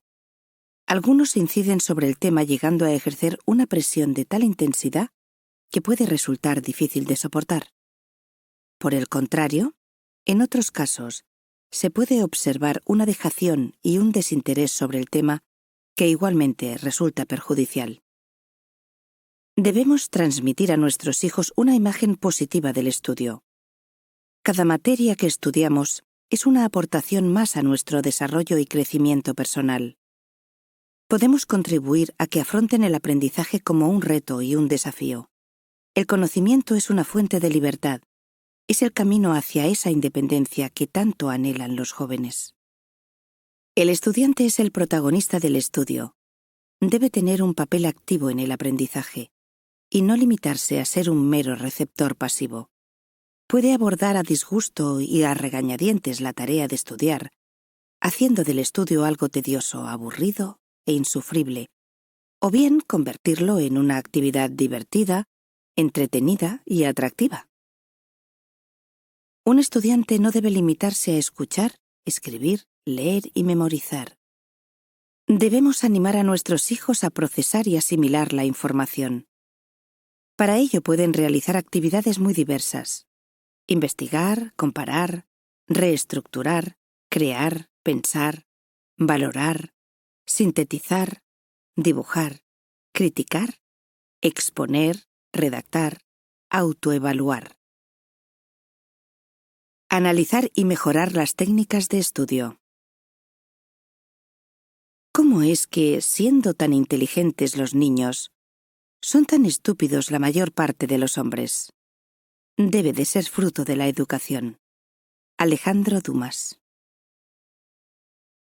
El establecimiento de unos adecuados hábitos de estudio desde que el niño comienza su etapa escolar es una de las mejores inversiones a largo plazo que podemos hacer. Los seres humanos aprendemos durante toda nuestra vida. El estudio adquiere un mayor peso durante los años de formación académica. Sin embargo, cuando posteriormente desarrollamos nuestra actividad en el ámbito profesional, necesitamos seguir aprendiendo para ampliar, renovar y actualizar los conocimientos. Un error bastante frecuente es considerar de entrada, y sin ningún análisis previo, que lo que hace falta es dedicar muchas horas al estudio. Esta es la atribución más frecuente que se suele utilizar para justificar y explicar unos deficientes resultados académicos. Y de hecho, es cierto en muchos casos. Sin embargo, la cuestión fundamental puede que no resida en la cantidad de tiempo que se le asigna. Algunos alumnos invierten muchas horas en el estudio sin ver después compensada tanta dedicación con unos buenos resultados. Ya no es una cuestión de tiempo estudiado. Lo que falla en estos casos es el método, la forma de estudiar. Es preciso adecuar el procedimiento y mejorar las técnicas. Los esfuerzos que se hagan en esta dirección pueden facilitar el aprendizaje y optimizar los resultados de muchos alumnos, cuyo verdadero problema es que realmente no saben estudiar. Presentamos a continuación una batería de cuestiones relativas al estudio. Las respuestas a las mismas pueden poner de relieve los aspectos en los que podemos introducir mejoras. Cuestionario sobre el estudio. ¿Qué resultados académicos obtiene nuestro hijo? ¿Se corresponden con su esfuerzo y dedicación al estudio? ¿Cómo son sus resultados en relación a los de su grupo de compañeros? ¿Cuáles son las materias que domina más y en cuáles se encuentra más dificultad? ¿Qué resultados ha obtenido en pruebas de inteligencia y de aptitudes específicas? ¿Mostramos interés por sus estudios? ¿Se ajustan nuestras expectativas a su capacidad y posibilidades reales? ¿Cuál es su actitud y su motivación hacia el estudio? ¿Qué motivos le animan a estudiar? ¿Qué tareas realiza para aprender los contenidos? ¿Distribuye su estudio durante el curso o lo concentra justo antes de los exámenes? ¿Realiza en casa las tareas y los trabajos correspondientes? ¿Diseña una programación personal de sus actividades de estudio? ¿Lleva a la práctica las actividades que tiene programadas? ¿Realiza además otras actividades diferentes a las académicas? ¿Organiza su tiempo y sus actividades personales? ¿Muestra cierta regularidad en sus horarios? ¿Asiste puntual y regularmente a las clases? ¿Participa activamente en clase y toma apuntes? ¿Expresa sus ideas de forma adecuada? ¿Escribe con corrección? ¿Aborda la lectura con agilidad y comprensión? ¿Discrimina adecuadamente las ideas principales? ¿Realiza puntual y correctamente resúmenes, esquemas y síntesis de los contenidos? ¿Encuentra dificultades para memorizar los contenidos? ¿Qué estrategias utiliza para la memorización? ¿Cómo aborda el estudio de las materias más lógicas, numéricas y científicas? ¿Tiene facilidad para concentrarse en sus actividades o tiende a la dispersión? ¿Qué factores pueden estar dificultando su concentración? ¿Realiza sus tareas con autonomía o necesita y solicita el apoyo de los demás? ¿Es constante en su trabajo y suele terminar las actividades una vez que las ha iniciado?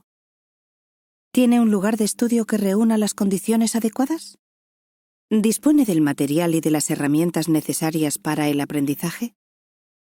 ¿Cuál es su principal dificultad a la hora de abordar los exámenes? ¿Comprende y sigue adecuadamente los enunciados e instrucciones de las preguntas? ¿Presenta síntomas de ansiedad que afectan a su rendimiento? ¿Cómo responde ante las dificultades o ante los resultados adversos? ¿Se considera a sí mismo capaz de obtener buenos resultados? ¿Es sociable y se encuentra bien integrado en el grupo de clase? Es necesario potenciar en nuestros hijos el orden, la organización y la utilización de procedimientos sistemáticos y eficaces de aprendizaje.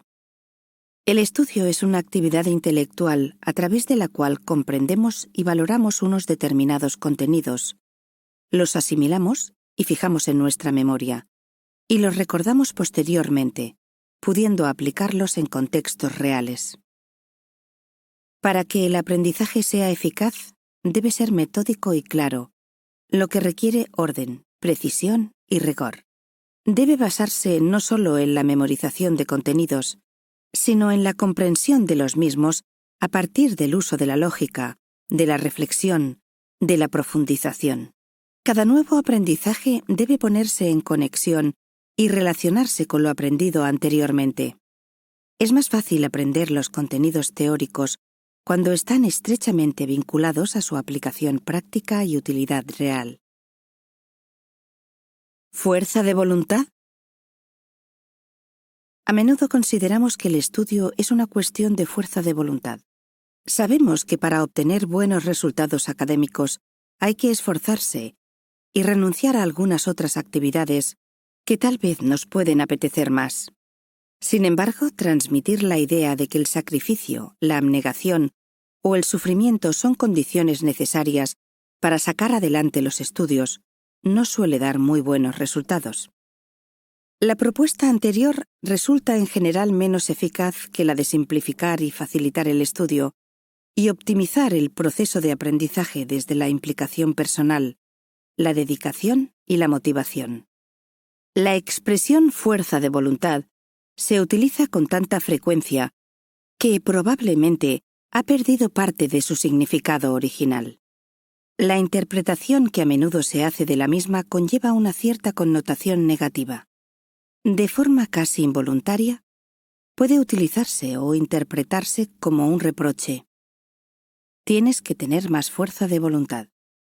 Muchos estudiantes la esgrimen como autorreproche, en forma de crítica hacia ellos mismos.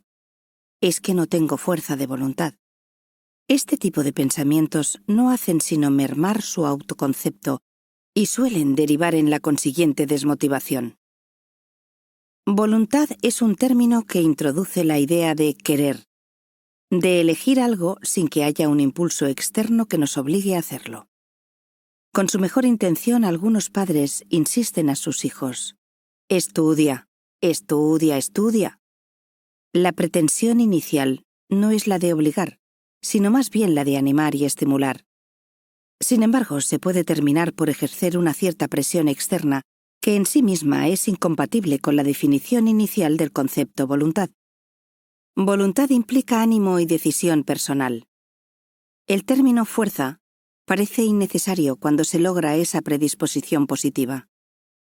En aquellos casos en los que la persona siente el deseo de hacer algo, da la sensación de que dispone de suficiente energía y dinamismo para conseguir su objetivo. En esas condiciones el trabajo parece que no supone un esfuerzo. Esa fuerza y energía interna nacen de la voluntad y de la motivación. La desgana, el desinterés o la negación son prácticamente incompatibles con ambas. Profundizar en la motivación nos permite lograr que nuestros hijos quieran estudiar. Hay que avanzar en esa dirección y reforzar en ellos la creencia en su capacidad. En cierto modo, serán tan capaces como nosotros creamos que pueden serlo. La necesaria motivación. Aprender es cambiar. La educación es un proceso que cambia al aprendiz. George Leonard. La motivación es uno de los elementos clave en la educación de los hijos. Al igual que los adultos necesitamos motivaciones en nuestra actividad laboral, los jóvenes precisan encontrar alicientes que les animen a estudiar. Aunque en esa labor participan de forma significativa los profesores, los padres desempeñan un papel fundamental. Y finalmente, el protagonismo lo tienen que llevar los propios niños. Debemos promover que sean ellos mismos quienes progresivamente aprendan a descubrir y fortalecer sus propias motivaciones. Es conveniente ofrecerles estrategias que les permitan desarrollar las actividades escolares con autonomía, que faciliten su aprendizaje y que optimicen su rendimiento académico.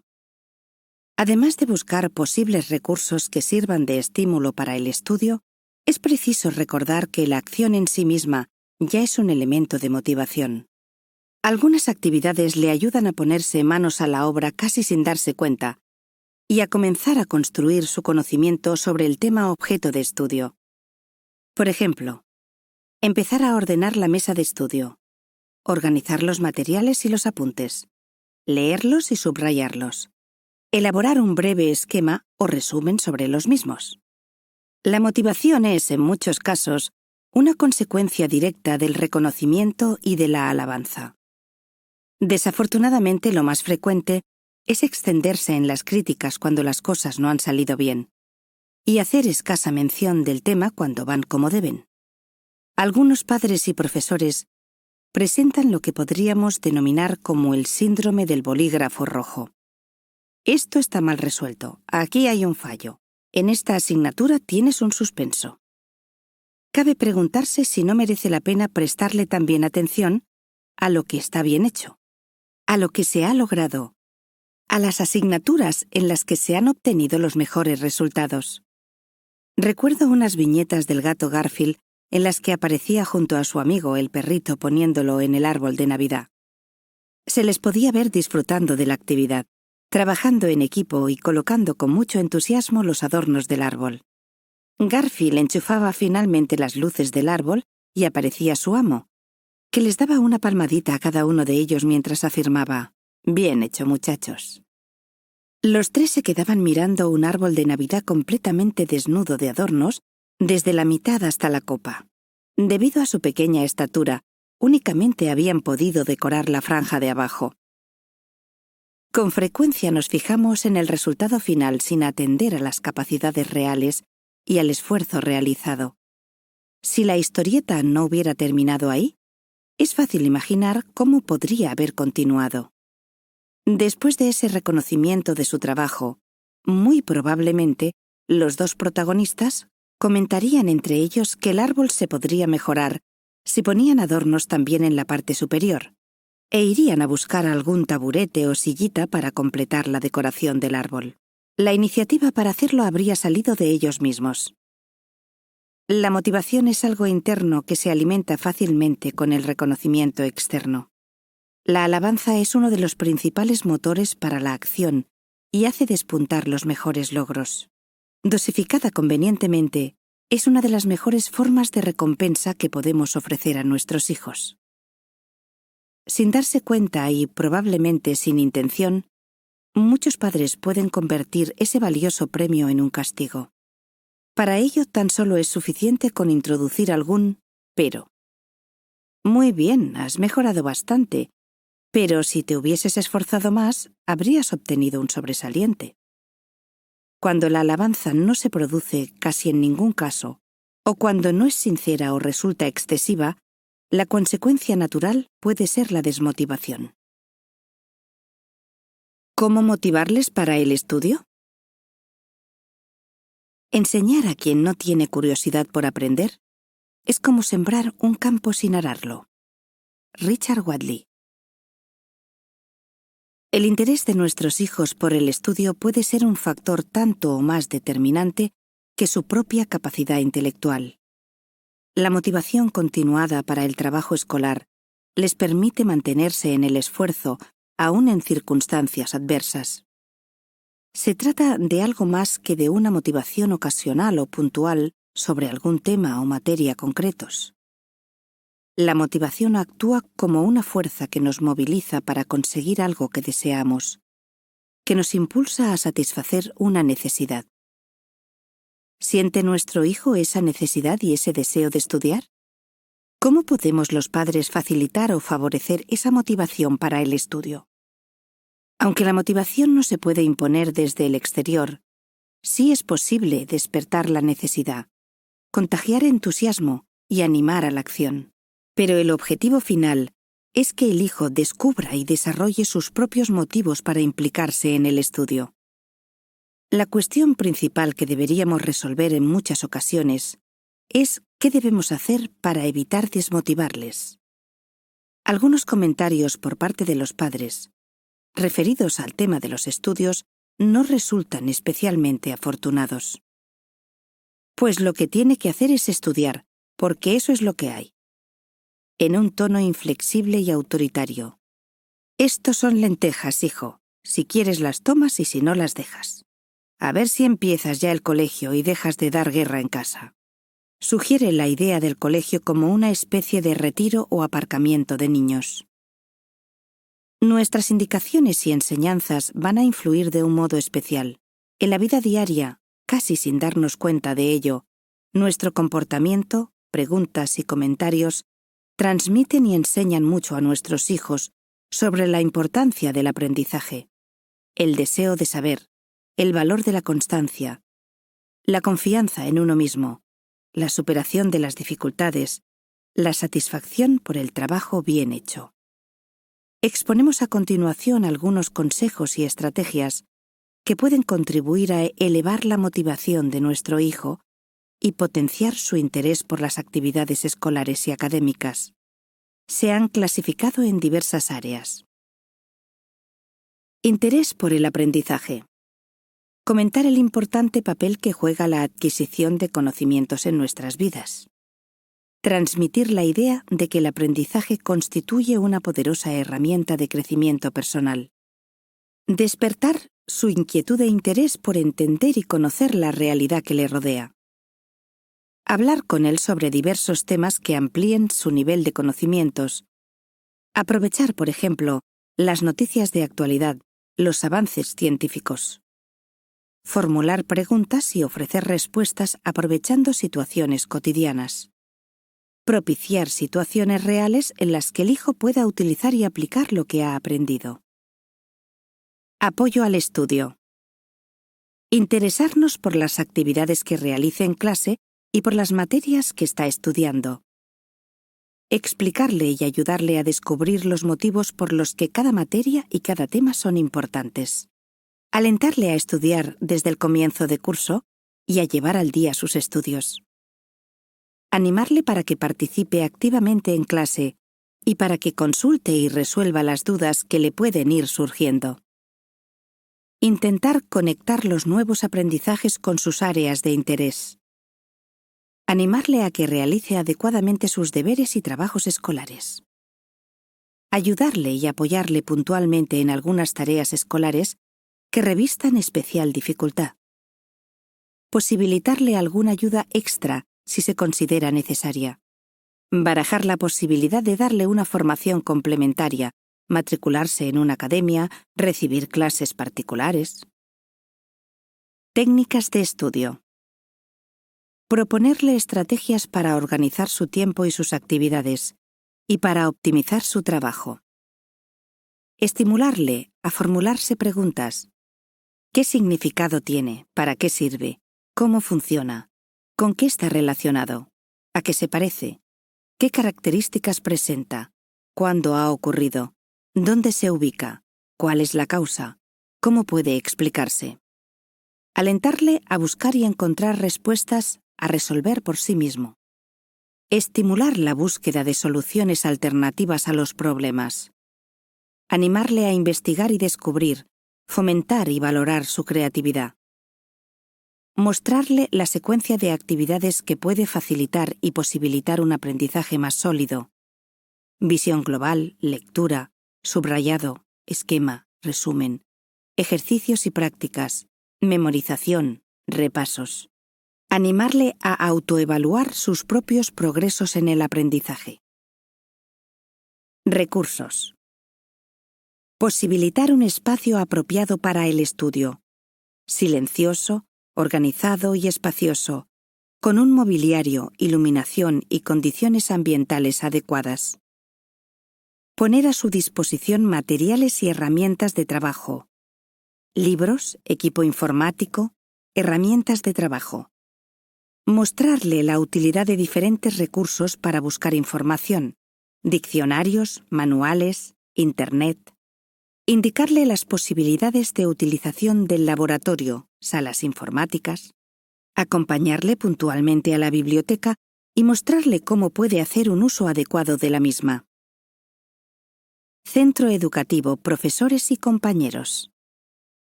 Mantener contacto con el centro educativo, con el tutor, con los profesores. Mostrar interés, asistir y participar activamente en las reuniones periódicas que se convocan o en entrevistas puntuales. Escuchar y hablar con nuestro hijo de sus impresiones y de los problemas y dificultades que encuentra en el centro educativo con los profesores, los compañeros, las diversas actividades en las que participa. Mostrarle también otros posibles puntos de vista ante algún hecho que nos comenta, proporcionándole una orientación más positiva. Solicitarle soluciones, proponerle alternativas y apoyarle en la solución de las mismas. Poner el énfasis en los aspectos más positivos de sus profesores y del centro, evitando en lo posible las críticas. Apoyar y valorar la labor docente. Recibir positivamente las peticiones que realice el centro para actividades, disfraces, excursiones, visitas. Participar en la Asociación de Padres y Madres de Alumnos, AMPA, realizando propuestas y participando activamente en las actividades. Preguntarle e interesarnos por sus compañeros de clase. Intentar mantener algún contacto con ellos charlando, por ejemplo, cuando coincidimos a la entrada o a la salida del centro. Posibilitar que queden para estudiar y realizar juntos actividades, tanto académicas como extraacadémicas, apoyando sus relaciones de amistad. Actividades complementarias. Proponer juegos que desarrollen sus capacidades: percepción, motricidad, lógica, comprensión, memorización, análisis, síntesis. Programar actividades culturales, visitas a cines, museos, exposiciones, teatros, excursiones, viajes. Pedirle opinión sobre las actividades que más le gustaría realizar, de modo que pueda participar activamente en la elección y en las decisiones relativas a las mismas. Animarle a leer. Fomentar la lectura. Poner a su disposición libros sobre diversas temáticas, especialmente aquellas que conectan con sus áreas de interés. Interesarnos por los libros que lee. Pedirle que nos cuente y nos explique el contenido de los mismos, escuchando su interpretación y su valoración personal. Proponerle actividades y proyectos adecuados a su edad y que le ayuden a consolidar sus aprendizajes. Favorecer sus aficiones personales: música, teatro, danza, manualidades, construcciones, deporte, colecciones, mascota. Se trata de actividades que requieren igualmente organización, dedicación, esfuerzo y responsabilidad. Diseñar y plantear actividades que desarrollen su creatividad. Dibujar y representar gráficamente. Anticipar o cambiar el final de una historia. Buscar asociaciones entre objetos o situaciones. Construir cosas con materiales diversos. Alentarle a participar en actividades de su centro escolar, tanto académicas como culturales y deportivas. de modo que constituyan un complemento, pero no una sobrecarga, que podría terminar por estresarle. Estímulo personal. Comentarle las ventajas de esforzarse y la satisfacción que se experimenta una vez que se ha conseguido el objetivo deseado. Ayudarle a clarificar sus objetivos personales y de aprendizaje, de modo que sean realistas pero ambiciosos. Orientarle para que los establezca adecuadamente, con plazos de ejecución, y de manera que pueda medir su cumplimiento, comprobando los logros parciales y su consecución final.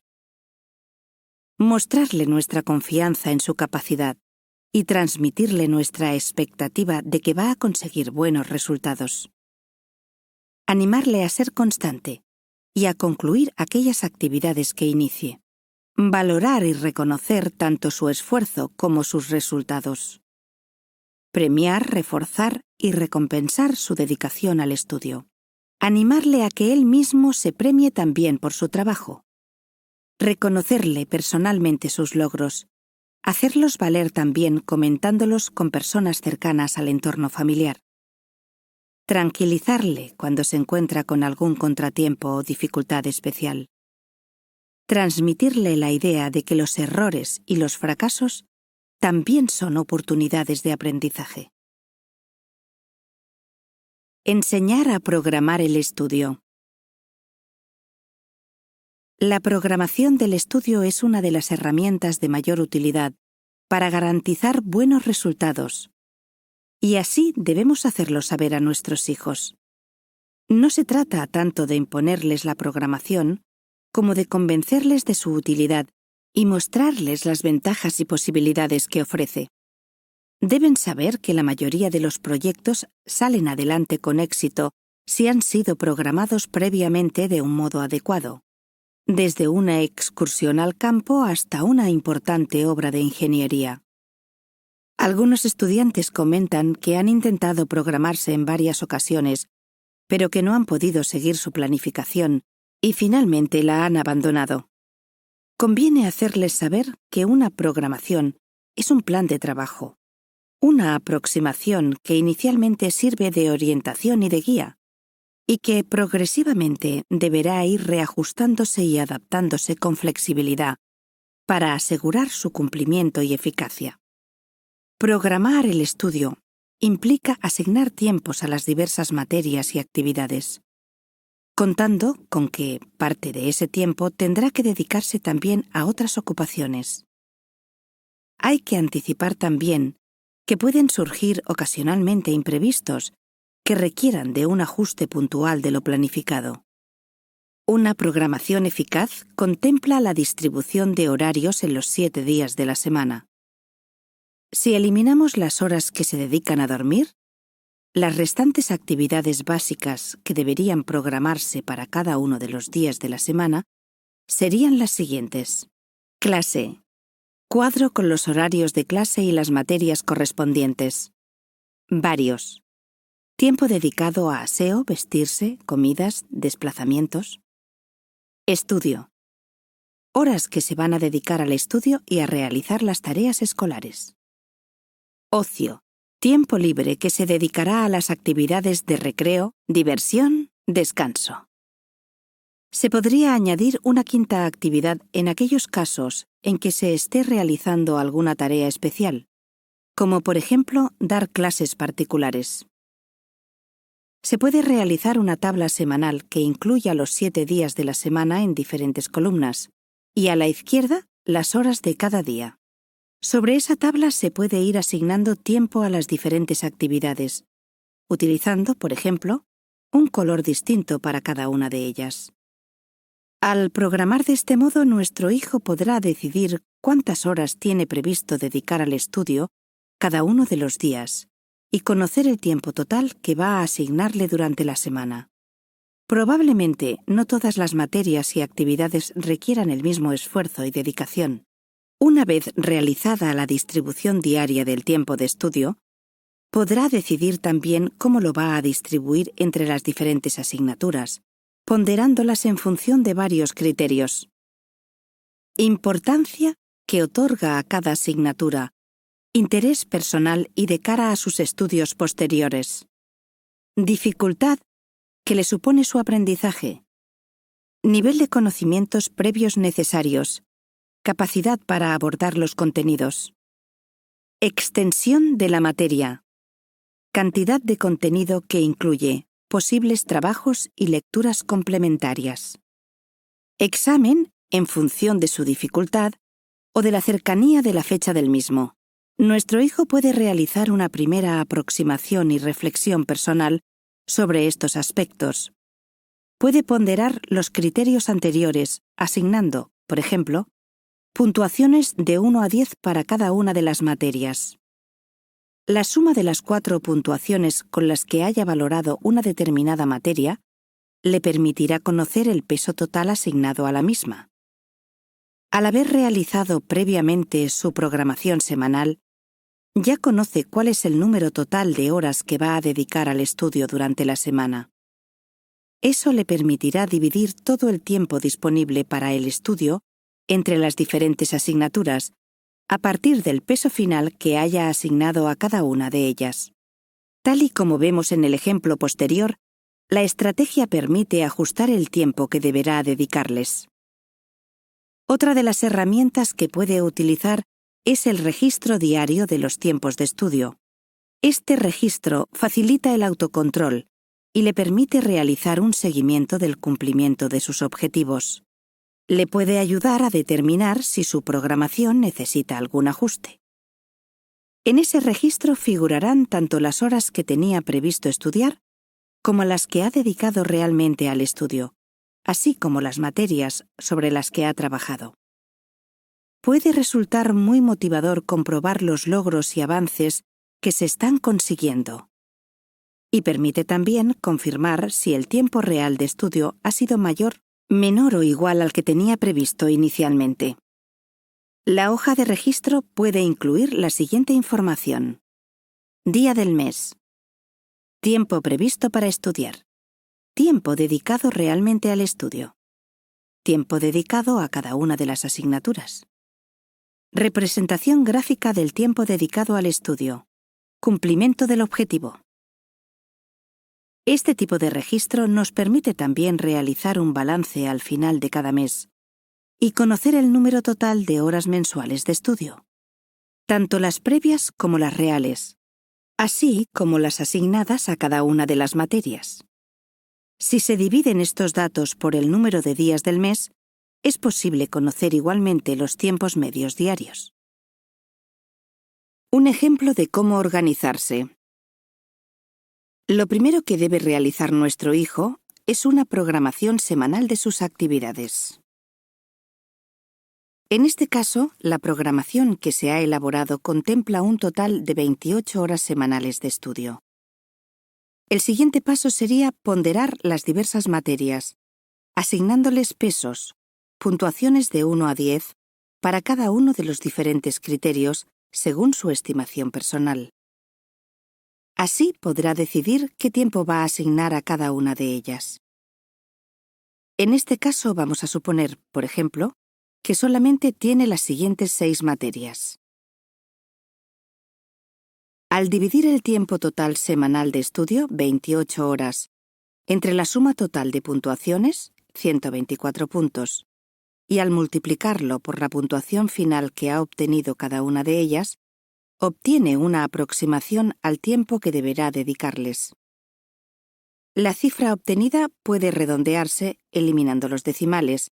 Por ejemplo, a conocimiento del medio, que ha dado un resultado de 5,2 horas de estudio, puede dedicarle finalmente 5 horas semanales. 5,9 en el caso de lengua y literatura. Se pueden ajustar a 6 horas semanales. El siguiente paso sería distribuir esas horas entre las diferentes sesiones de estudio. Por ejemplo, puede decidir distribuir las 5 horas de conocimiento del medio de la siguiente forma: 2 horas el martes, otras 2 el jueves, que son los días en los que ve la materia en clase por la mañana, y 1 hora el sábado, que puede servir como revisión y repaso de los contenidos estudiados durante la semana y para la preparación o lectura del tema siguiente. En cuanto al registro diario del tiempo de estudio, puede ir cumplimentando los datos referidos al tiempo que tiene previsto para estudiar, el que dedica realmente y en qué asignaturas, indicadas con las iniciales o un código que permita identificarlas. La gráfica con las barras correspondientes a cada día sirve como referente visual. La comparación entre el tiempo previsto y el real le permite llevar un seguimiento del cumplimiento del objetivo inicial. Le muestra si su tiempo de estudio ha sido igual, mayor o menor al previsto inicialmente.